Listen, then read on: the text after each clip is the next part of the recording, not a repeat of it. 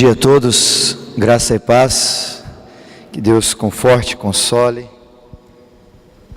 atribule a quem precisa, mas que a liberdade do Senhor neste lugar seja notório e possa alcançar o meu e o teu coração sedento da palavra dele, a despeito, como já ouvimos um pouquinho pela manhã, sobre família. E para mim tem sido muito bom, tem sido experiências maravilhosas a gente conversar sobre família e com o tema uma igreja chamada família.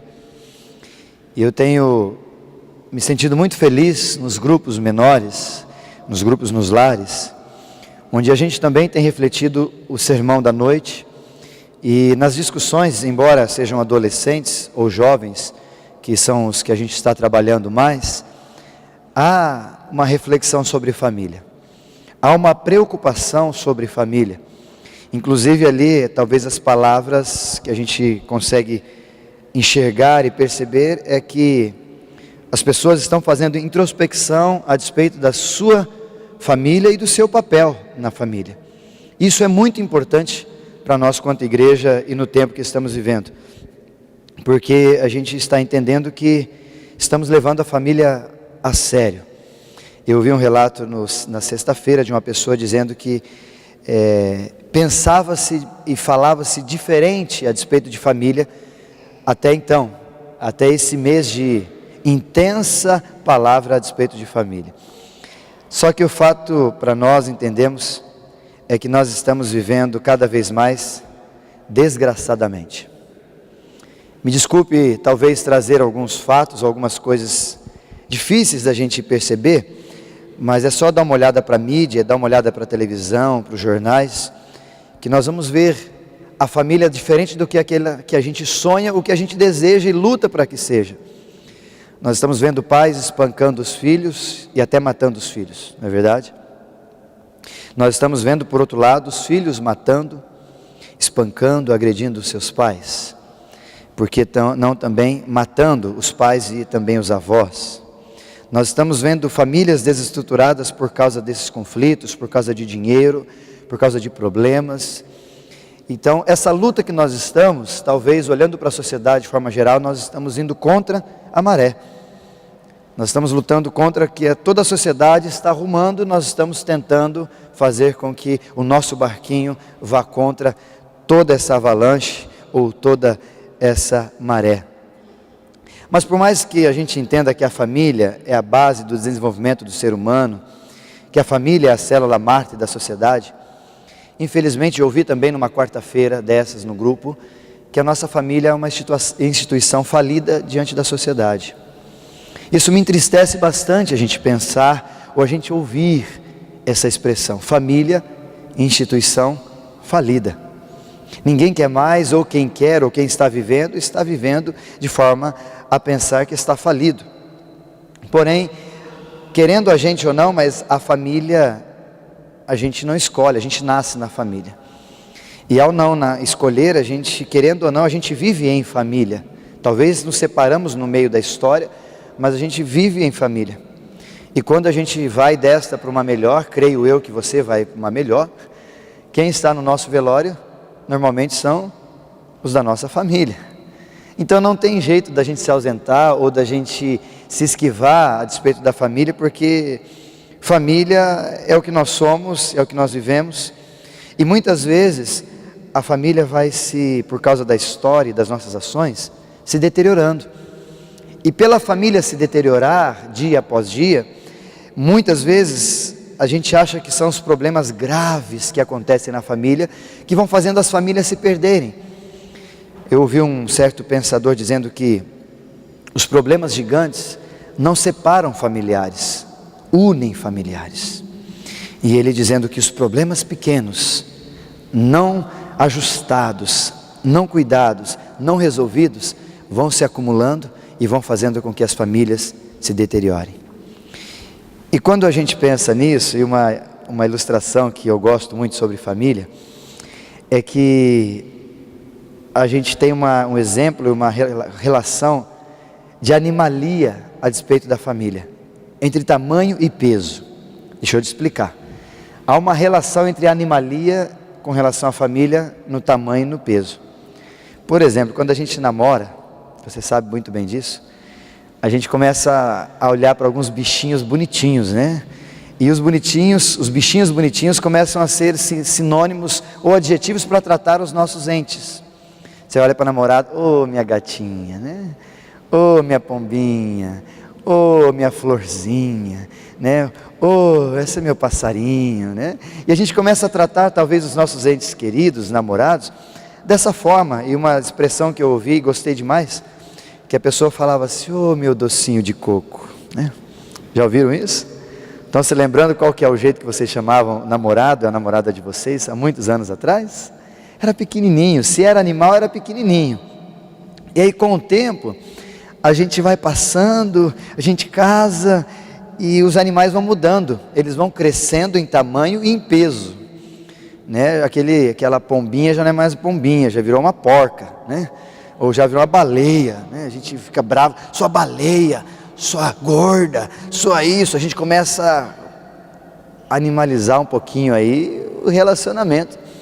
E o homem, às vezes, por força maior, até dizem que os homens quando casam engordam, eu ainda estou sendo a exceção, quase 5 anos e engordei algumas gramas só do que eu estava antes de casar, mas te dá aquela engordada e a mulher no auge da pressão de falar, né?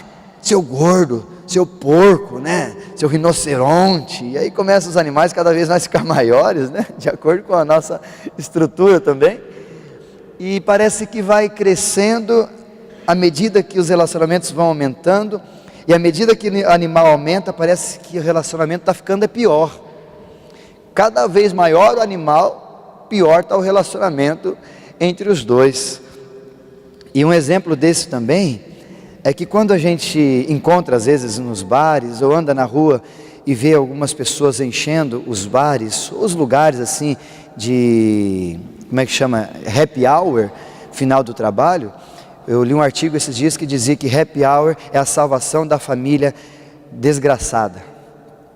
E aí eu fiquei lendo o artigo e de fato aquele autor tinha razão, era um jornalista, porque parece que as pessoas, elas ao saírem do trabalho, elas não querem voltar para casa.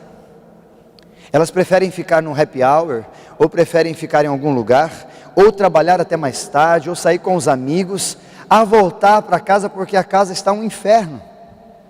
Eu não tenho prazer mais em voltar para a minha família, para os meus filhos, ou para o meu esposo, ou para a minha esposa. Chegar em casa vai estar aquela gorda, aquela porca, desculpe o termo às vezes, queridos, mas entendam com carinho, com graça. Voltar para casa e está aquela mulher daquele jeito só me cobrando, pedindo dinheiro e brigando comigo. Eu vou ficar aqui no trabalho que é muito melhor. Aí eu chego em casa só para dormir, descansar, comer alguma coisa, etc. Do outro lado também, às vezes a mulher, ao voltar para casa do trabalho, da mesma forma se encontra com o marido ou com os filhos, e a gente começa a olhar que a gente não quer mais voltar, a gente não quer enfrentar a realidade, e parece que há uma diferença entre o inferno e o céu. Parece que o céu é meu trabalho, ou o céu é a ausência da minha casa, e quando eu volto para a minha casa eu viro um inferno, ou a minha casa vira um inferno. Então quanto menos eu ficar em casa, é melhor. Isso é uma realidade?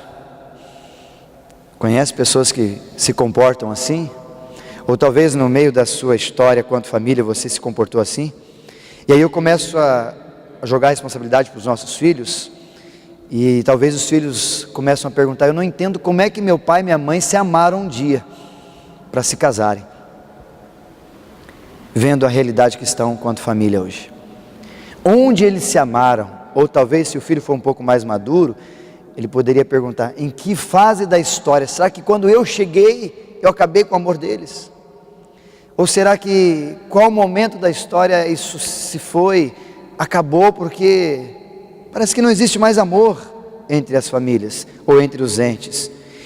E o fato é que isso é uma realidade muito comum. É raro a gente achar famílias equilibradas, quanto mais longe das igrejas, e famílias que não perderam a essência. E aí eu fico pensando que eu ouvi essa semana também uma pessoa falando que ela tem saudade do tempo do passado, das famílias antigas. E eu fico preocupado quando a gente tem saudade do passado, Porque a saudade do passado só é realidade no presente quando o presente não é melhor do que o passado. E se eu e você não estamos vivendo quanto família hoje, com agradabilidade, com carinho, com prazer, e voltando ao passado, naquele tempo era bom quando eu era gatinha, quando eu era pombinha, quando o animal era pequenininho, é porque hoje as coisas não estão melhores do que no passado. À luz da palavra de Deus, a gente precisa refletir, porque como nós já ouvimos aqui, eu mesmo falei isso domingo passado, família é um projeto de Deus.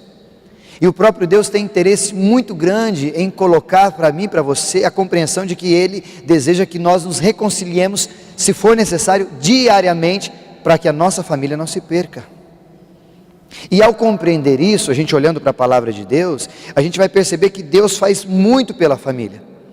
Você olhando lá no livro de Gênesis, a partir do capítulo 27 até o capítulo 33, nós temos a história de Esaú e Jacó, e o processo de Deus trabalhando para que até o final houvesse uma reconciliação entre os dois. Continuando o livro de Gênesis, capítulo 37, até o capítulo 45, a história de José, no conflito familiar, e até o final, Deus se esforçando, ajudando e fazendo com que aquela família se reconciliasse. E no Novo Testamento você tem Jesus falando na parábola do filho pródigo, Lucas capítulo 15, a partir do versículo 11 até o versículo de número 32, tratando um pouquinho dessa reconciliação importante. E quando eu olho para o livro de Lucas capítulo 15, versículo 11 a 32, e eu queria que você abrisse a Bíblia nesse outro texto que eu vou mencionar, eu lembro de Malaquias capítulo 4, você pode abrir a sua Bíblia no livro de Malaquias capítulo 4, é o último livro da Bíblia. Talvez hoje você possa ter um marco que você vai ouvir um sermão, uma mensagem, no último livro da Bíblia do Antigo Testamento, no último versículo da Bíblia do Antigo Testamento. Livro de Malaquias, capítulo 4. Quando eu leio os textos de Lucas, capítulo 15, me remete logo a pensar em Malaquias, capítulo 4. Eu apenas fiz menção dele domingo passado à noite, mas hoje eu queria meditar um pouquinho mais sobre esse texto com os irmãos. Malaquias capítulo 4, versículo 6. Todo o capítulo 4 vai falar um pouquinho sobre o sol da justiça, o precursor, alguém que viria para preceder algo maior que o sol da justiça. O próprio Jesus viria e ao vir ia trazer algo maravilhoso para nós. Uma das últimas, ou para não dizer, a última profecia antes da vinda de Jesus, até porque você sabe que depois de Malaquias, nós temos o período intertestamentário, que é entre o Novo Testamento e o Antigo Testamento. Segundo os pensadores estudiosos, esse período se tornou chamado de período intertestamentário e durou 400 anos, onde não houve voz profética, onde não houve uma manifestação de um profeta, de alguém falando, ou de alguma coisa assim a despeito do Messias ou algo assim. E a última palavra que a gente tem, o último versículo desse texto diz assim: Ele converterá o coração dos pais aos filhos e o coração dos filhos aos pais. Olha que texto lindo. A profecia de Malaquias para o povo, quando o sol da justiça vier, é essa: Ele vai converter o coração dos pais aos filhos e dos filhos aos pais. Isso nos retrata uma expressão muito simples que eu queria que você guardasse, uma palavra sobre quebrantamento familiar. Converter o coração do pai ao filho, o filho ao pai, tem a ver com quebrantamento familiar. Mais do que isso, esse quebrantamento familiar é importante, essa conversão do filho ao pai e pai ao filho é importante porque a continuação do versículo é um pouco dura da gente ler. Olha o que continua dizendo o versículo a partir da vírgula. É importante, estou fazendo a minha leitura, que haja uma conversão dos pais aos filhos e dos filhos aos pais, para que, lendo o texto, não venha o próprio Deus e fira a terra com maldição. Aí começa a ficar complicado o último texto. Se esse versículo acabasse antes dessa vírgula, Jesus vem para converter o coração dos filhos aos pais e os pais aos filhos, era ótimo, né, Daniel? Mas ele finaliza uma vírgula e dá continuidade, para que Deus, ou para que Ele não venha ferir a terra com maldição. Tem tudo a ver esse texto de que a maldição da terra tem a ver com quebrantamento familiar. E o que acontece do lado de fora das nossas famílias ou na sociedade tem a ver com o que acontece por lado de dentro da sociedade. O que está acontecendo em volta da nossa sociedade tem tudo a ver com as nossas famílias. Não tem como você desvincular uma coisa da outra, e o texto está dizendo muito claro isso. E a nossa terra está cada vez mais terrível, vocês sabem disso. A nossa terra, o nosso Brasil, o nosso mundo está cada vez pior. Parece que nós estamos passando por momentos terríveis, onde os pais estão, infelizmente, talvez esquartejando até os próprios filhos e vice-versa. Ao invés de conversão, esquartejação. Ao invés de amor, ódio. Ao invés de carinho, espancamento. Babás espancando idosos, filhos. E esses relatos nos mostram que o tema de maldição está muito forte na nossa sociedade. E eu ouvi essa semana uma pessoa dizendo: nós estamos vivendo num tempo onde a nossa terra está amaldiçoada. E a frase do tipo: que tipo de mundo nós estamos deixando para os nossos filhos? Já falei sobre isso. E eu refuto ela com duas frases. A primeira: a gente precisa pensar que tipo de filhos nós estamos deixando para o nosso mundo. E refuto um pouco mais para nós no contexto da palavra de hoje. Que tipo de filhos estamos deixando para o nosso mundo? Mas à luz do texto, o problema é: que tipo de família estamos vivendo? Para que, como resultado da família que temos, que fruto estamos deixando para a sociedade que vamos viver, ou que já estamos vivendo? Porque à luz da palavra, o quebrantamento familiar tem tudo a ver com a maldição vindo. E aí eu queria lhe fazer compreender uma coisa muito simples. Quando o texto diz que Deus vai ferir a terra com maldição, não está dizendo que Deus é o promotor do mal.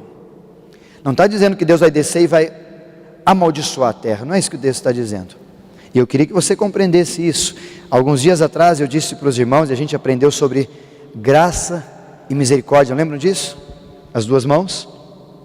O que o texto está dizendo para nós é que quando a palavra ferir a terra, é que Deus vai tirar de nós a sua mão, só isso. Deus vai tirar a mão de misericórdia e vai deixar descer sobre mim e sobre ti aquilo que nos é consequência e resultado do que a gente tem feito, simplesmente sem passar pelo crivo da misericórdia de Deus. E quando eu olho para isso, eu percebo que Deus não precisa amaldiçoar ninguém. O que Deus faz, quando a expressão amaldiçoar a terra, é simplesmente permitir que eu e você vivamos segundo a nossa paixão de coração. Mas onde está isso, Isaías? Dá uma olhada lá em Romanos capítulo 1, abra sua Bíblia em Romanos capítulo 1, quando nós vemos a sociedade do tempo presente, já prevista no tempo antigo de Romanos.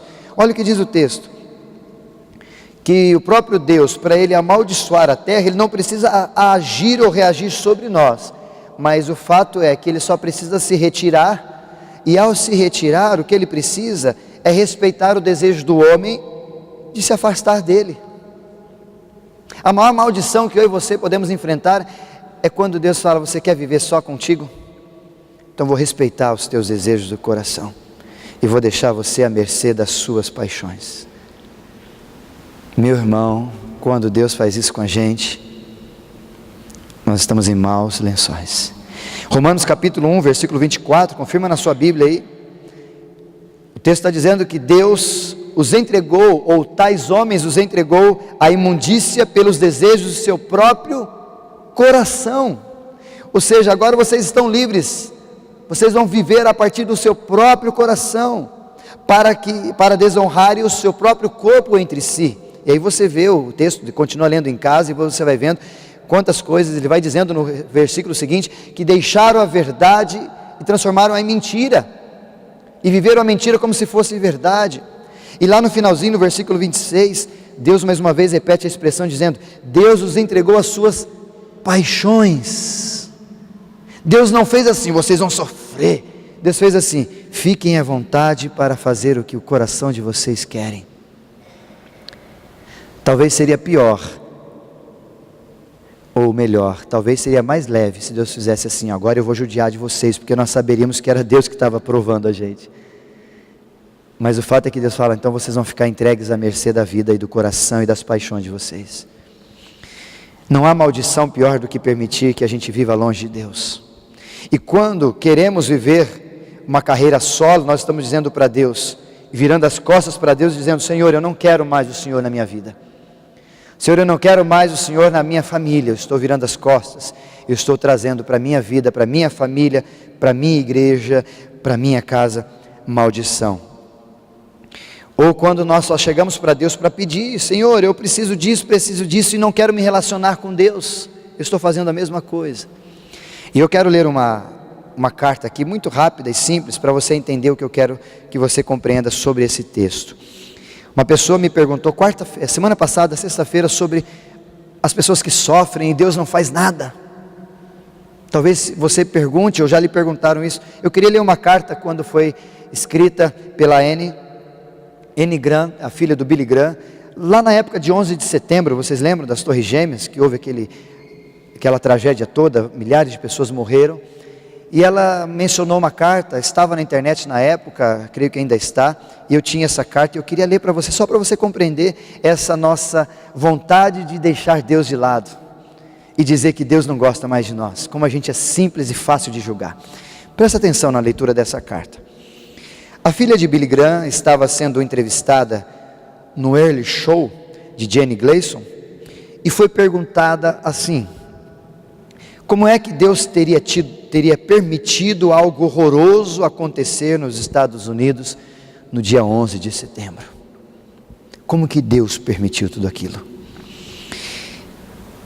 Anne Graham deu uma resposta extremamente profunda e sábia. Ela disse assim: eu creio que Deus ficou profundamente triste com o que aconteceu, tanto quanto nós, eu e você. Por muitos anos nós temos dito para Deus não interferir em nossas escolhas, sair do nosso governo, sair das nossas vidas. Sendo um cavalheiro como Deus é, e creio que Ele calmamente nos deixou, como poderemos esperar que Deus nos dê a sua bênção e a sua proteção se nós exigimos que Ele não se envolva mais com a gente? À vista dos acontecimentos recentes, ataques dos terroristas, tiroteio nas escolas, eu creio que tudo começou desde que Madeleine Mary, ou Harry, que foi assassinada e o seu corpo encontrado recentemente, menciona ela na carta, se queixou que era impróprio se fazer oração nas escolas americanas, como se fazia tradicionalmente. E nós concordamos com a sua opinião. E ela morreu.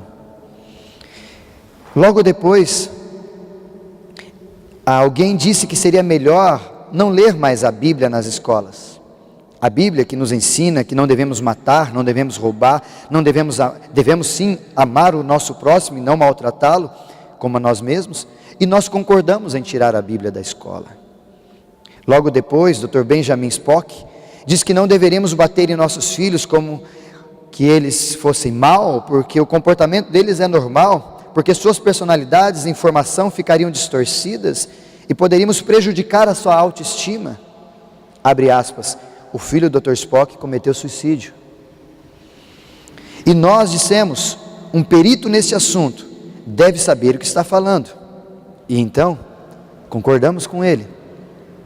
Depois alguém disse que os professores e os diretores das escolas não deveriam disciplinar os nossos filhos quando eles se comportassem mal. Os administradores escolares então decidiram que nenhum professor em suas escolas deveriam tocar em um aluno quando se comportassem mal, porque não queriam publicações e nem publicidades negativas e não queriam ser processados.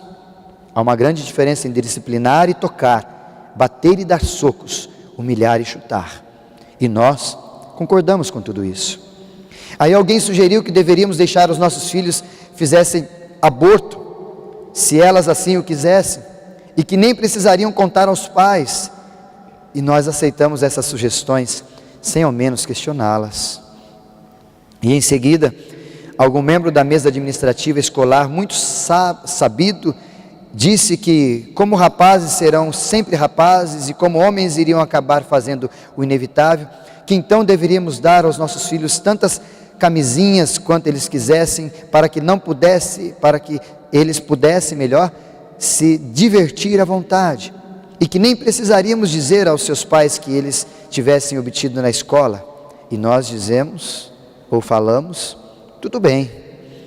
E depois de alguns dos nossos oficiais eleitos mais importantes disseram que não teria importância alguma que nós fizéssemos em nossa privacidade, desde que estivéssemos cumprindo com os nossos deveres. Concordando com eles, dissemos que para nós não faria qualquer diferença o que uma pessoa fizesse em particular, incluindo o nosso presidente da República, desde que o nosso emprego fosse mantido, a nossa economia ficasse equilibrada.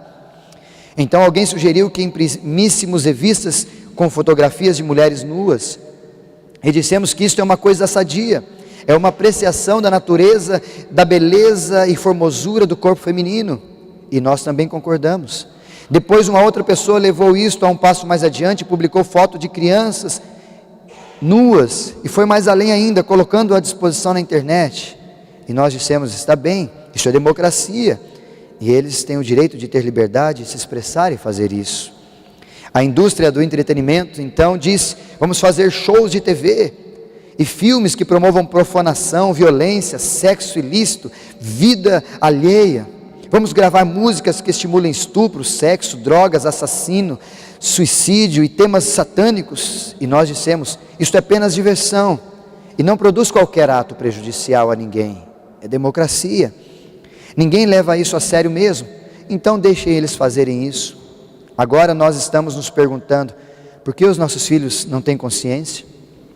E por que não sabem distinguir entre o bem e o mal, e o certo e o errado? Por que não lhe incomoda matar pessoas estranhas, ou mesmo seus próprios colegas e a si mesmo? Provavelmente, se nós analisarmos tudo isso seriamente, iríamos facilmente compreender que nós colhemos exatamente aquilo que semeamos. Uma menina escreveu um bilhete para Deus dizendo, Senhor, por que não salvaste aquelas crianças na escola? Talvez a resposta de Deus seria, querida criança, eles não me deixam entrar mais nas escolas, por isso eu não posso salvá-las. É triste como as pessoas simplesmente culpam a Deus e não entendem que o mundo está indo a passos largos para o inferno. E é triste como cremos em tudo que os jornais e TV dizem, mas duvidamos do que a Bíblia nos fala. É triste como todo mundo quer ir ao céu, desde que não precise crer, nem pensar ou dizer qualquer coisa a despeito da Bíblia. E é triste como alguém diz, eu creio em Deus, mas ainda assim não segue a Deus. E é engraçado como nós rapidamente julgamos, mas não queremos ser julgados. E aí eu pergunto para os irmãos, Deus é culpado de tudo isso? Cadê a família? Onde está o nosso grito de socorro ou de luta pela família? E do outro lado, eu lembro do texto de 2 Crônicas, capítulo 7, versículo 14, onde a palavra de Deus, você conhece muito bem esse texto, diz assim, se o meu povo que se chama pelo meu nome, se humilhar, orar, buscar a minha face, se desviar dos seus maus caminhos, eu ouvirei do céu, perdoarei os seus pecados e sararei a sua terra. Nós temos dois textos interessantes que nos mostram uma realidade muito clara. De um lado, Malaquias diz que Deus há de ferir a terra com maldição, em Crônicas diz que Deus há de sarar a terra, mas as duas têm algo em comum, que a ação para Deus amaldiçoar, ou como você já entendeu, deixar-nos à mercê de nós mesmos, entenda muito claro isso, e a ação de Deus sarar a terra, tem a ver com o quê? Comigo e contigo, com o povo dele, com quebrantamento familiar. No texto de 2 Crônicas, Deus não está dizendo que ele vai sarar a terra se os governantes se converterem, se o presidente se converter, se os senadores mudarem de vida religiosa, não está falando nada disso. Ele está dizendo, tanto é que o meu povo, que se chama pelo meu nome, ou seja, se aqueles que acreditam em mim, se converterem, ou seja, olharem para si, se quebrantarem, mudarem postura se for necessário, a partir deles eu mudarei a terra, começando na terra deles, e sararei onde eles estiverem. E da mesma forma ali, onde os filhos converterão aos pais, os pais aos filhos, e aí nós vamos evitar que haja a abertura da parte de Deus, e eu e você fiquemos à mercê das nossas paixões. E é interessante, a gente aprende que, lá em Deuteronômio capítulo 30 também, versículo 19, ele coloca: o céu e a terra são testemunha diante de ti e de mim, que eu lhes dou a vida e a morte, a bênção ou a maldição. Escolham a bênção, escolham a vida, para que vivam. Mas infelizmente nós, quanto família, não estamos escolhendo a coisa certa.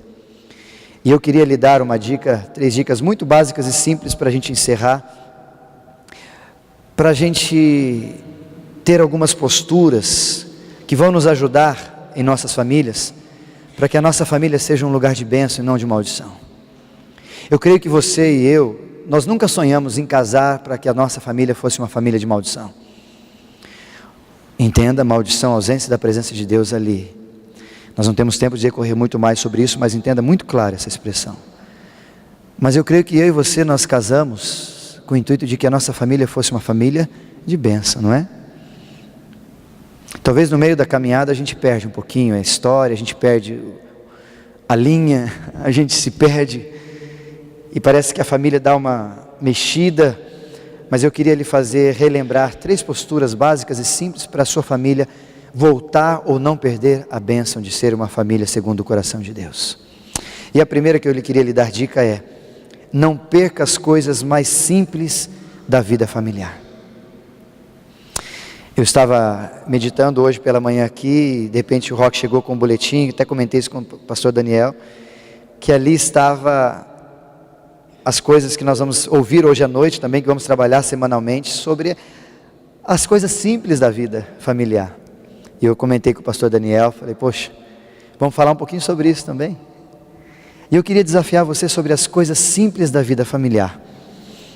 Como por exemplo, as famílias, elas entram no casamento, é tudo lindo, maravilhoso, depois entram os filhos, entram as correrias da vida, e parece que a gente vai vivendo quanto estranhos. Eu não sei se já passou na sua época ou na sua história da vida, onde a gente não se cumprimenta mais, a gente só sabe que o marido saiu quando o portão fechou, quando a porta bateu. A gente só sabe que entrou porque fez um barulho, mas não tem mais aquela quando namorados ou apaixonados de casal: oi amor, cheguei, bom dia. Ou como aquele filme antigo que a gente virou até chavão nosso: querida, cheguei. Não tem mais.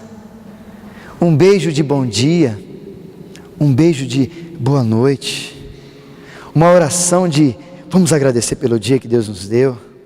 E a gente vai se afastando no próprio leito, dormindo cada um num canto, quando talvez mais para frente estamos dormindo em camas separadas, ou talvez em quartos separados, ou talvez em casas separadas, e a única coisa que une o casal é só o endereço.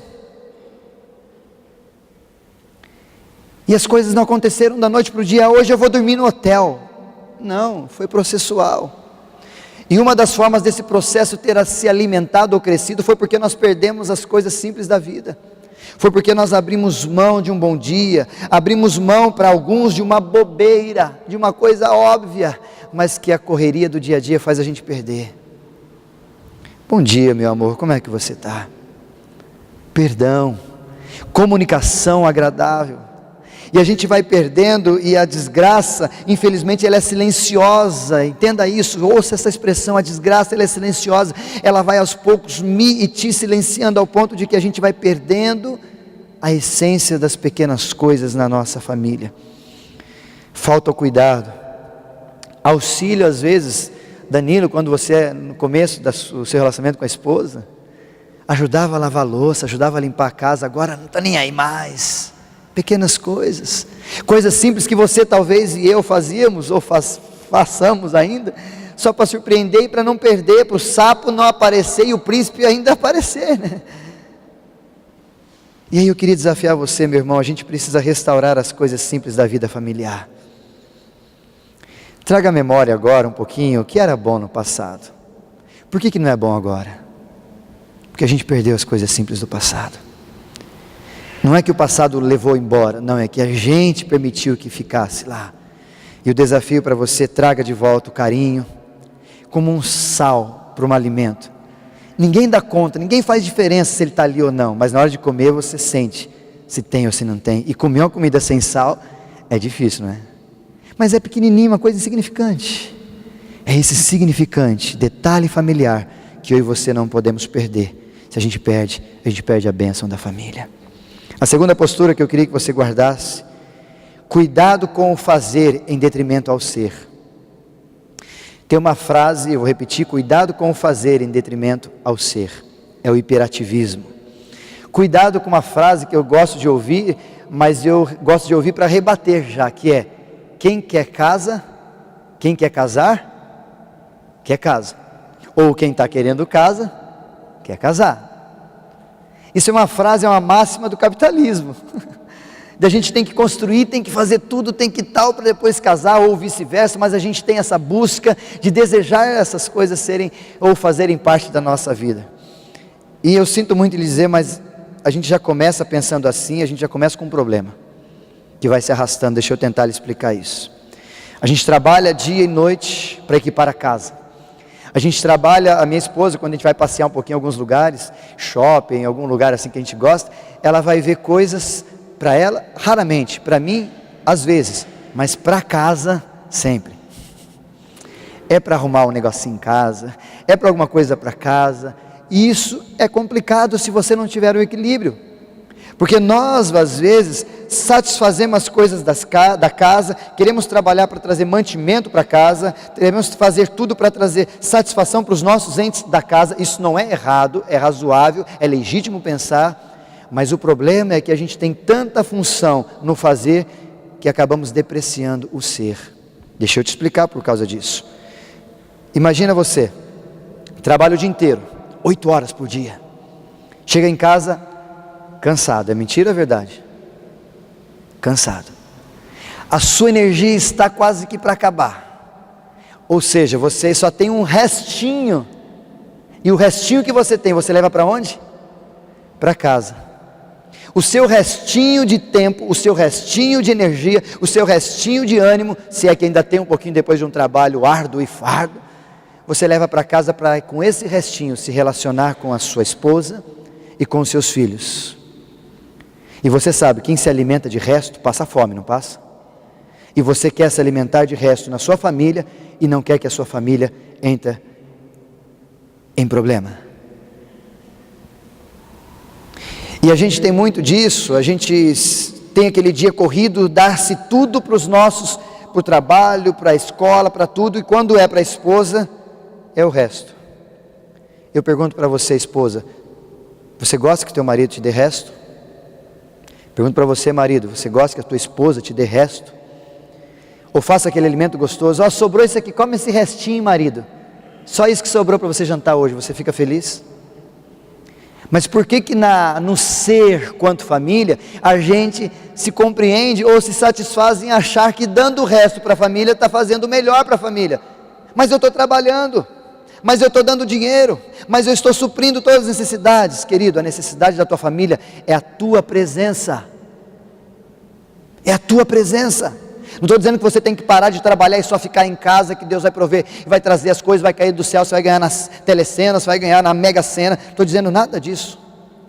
Eu queria que você compreendesse que muitas famílias, infelizmente, estão se alimentando de restos, estão morrendo de inanição, porque nós muitas vezes estamos preocupados em fazer e esquecemos que é o principal: ser. Tem muita gente que tem gastado tempo com o trabalho e pouco tempo com seus filhos e família. Tem muita gente que tem gastado muito tempo com as suas coisas, como a gente falou semana passada, e pouco tempo com as pessoas. E o fazer menos e ser mais tem a ver com o princípio divino. A tua presença me basta. Já ouviram essa expressão nossa? Senhor, tua presença comigo já basta. Cuidado para um filho teu, a tua esposa chegar para você e dizer, quando você naquela relutância: mas eu estou trazendo tudo, e ela disser: eu queria só a tua presença, ela me basta. E por último, para a gente pensar em nosso tempo de qualidade, presença dos pais e das mães. Terceira e última postura: não abra mão de honrar e reciprocidade.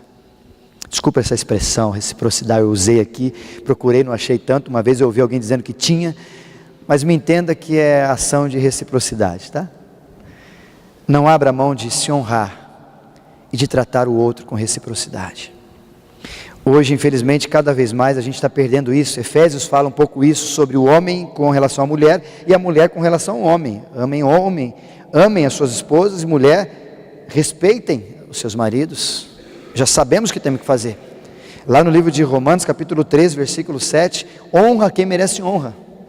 E como a gente tem dificuldade de falar coisas boas para as pessoas, inclusive nos entes queridos, né? O filho chega com uma nota assim: pai, tirei 9. Podia ser 9,5, né? Meu irmão, elogia teu filho por ter te tirado 9,5. Filho, tirou 8. Que bom, filho, que bom, parabéns. Não, que bom o quê? Por que não tirou 10? Não criei filho para tirar 9,5. E a gente tem dificuldade. Eu tenho andado bastante com os adolescentes e jovens e parece que a nossa boca é muito mais fácil e frágil no dizer palavras só que degradem as pessoas e que joguem as pessoas para baixo, mas para a gente tirar uma palavrinha que vai levantar o irmão ou elogiar, está difícil de ouvir. Quando o irmãozinho chega com uma roupa diferente, a palavra nossa: não está combinando, né? Ô irmão, você está diferente hoje, que bonito, né?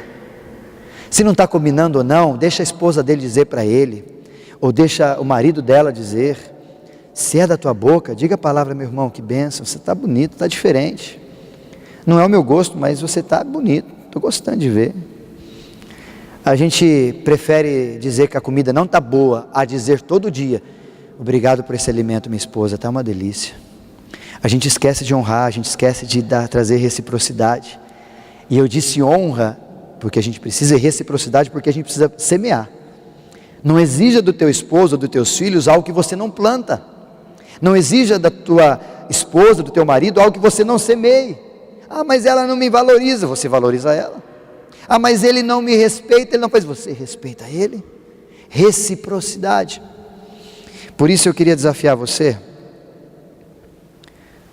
a elogiar teu marido quando ele simplesmente troca o chuveiro. É mera obrigação, mas elogia. Simplesmente quando ele troca a lâmpada. Ou simplesmente quando ele chega em casa dizendo para você: esposa, hoje foi um dia terrível, mas graças a Deus que a gente voltou. Maridos, elogiem suas esposas pela roupa. Olhem para elas quando elas cortarem o cabelo. Que lindo teu cabelo. Mulher corta o cabelo um dedo, 2 dedinhos assim, você tem que dizer, viu, marido?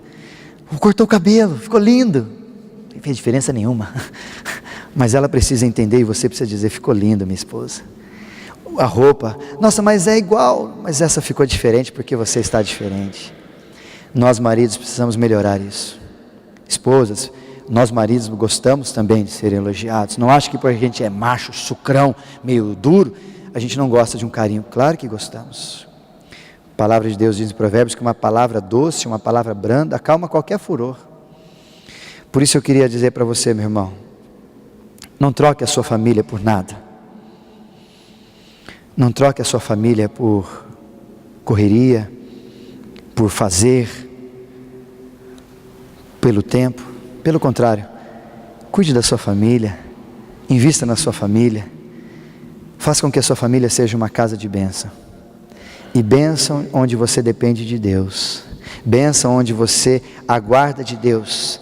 Semeie e regue diariamente a sua rosa, a sua esposa, a sua flor, o seu esposo, os seus filhos, para que eles possam crescer e crescer, crescer, lindos, como você sempre quis que eles fossem. Mas isso não depende só de Deus, depende de posturas minhas e suas na nossa família. E aí nós vamos tomar posse de 2 Crônicas 7,14. Se o meu povo que se chama pelo meu nome orar, me buscar, se desviar dos maus caminhos, eu perdoarei, ouvirei do céu e sararei a sua família, a sua terra. Que Deus assim nos abençoe. Vamos cantar esse hino.